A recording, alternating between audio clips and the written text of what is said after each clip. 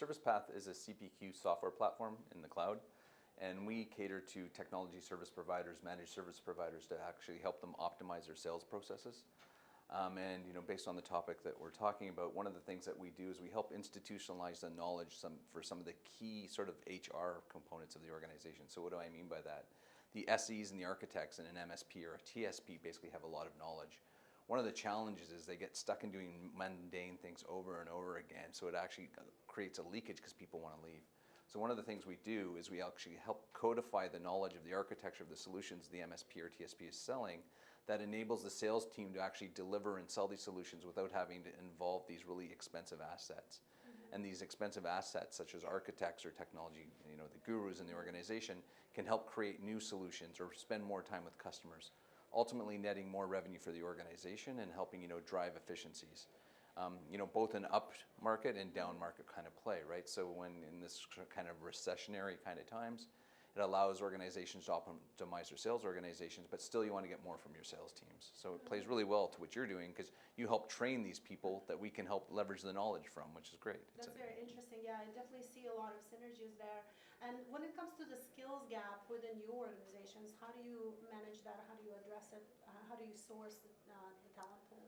So, I mean, one of the things that we do internally actually is because skills is a huge issue right now for us. We focus more on developers because we're a software provider. And so one of the things we've been trying to do is create software factories, like bringing people in much earlier in their career and training them. Sort of internship programs? Yeah, no, right out of university. So one of the things the programs are trying to actually do is direct recruitment and actually, build a program that will enable these people to skill up in the organization and stay with us. Because we're finding right now to get senior, or mature talent is very expensive, and there's a lot of people flipping jobs. So yeah, we believe in exactly what you're trying to do, right? It's a real challenge for us as an organization to know who has what credentials, who's skilled in what, who can we best deploy on a certain program or campaign. And when it comes to the partner training, what issues are you observing there that the service providers are dealing with? Well, what we try to do with our solution is like with guided selling and tooltips in the applications, it's very intuitive, hopefully, so the salesperson or the architect can get through the system without a lot of knowledge.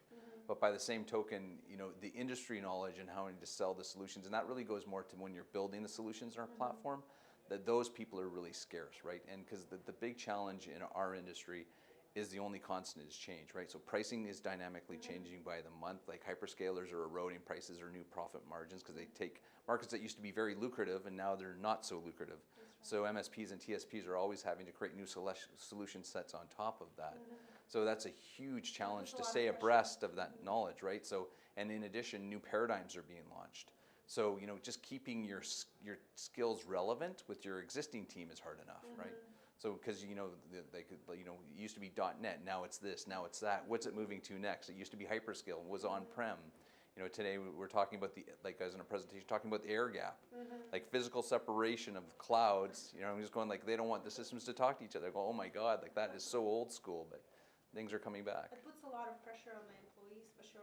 I almost, working with the service providers and the cloud Saas, they're literally raising superhumans with the skills catalogs going to 50 skills up per employee. It definitely extremely difficult to sustain that growth, right?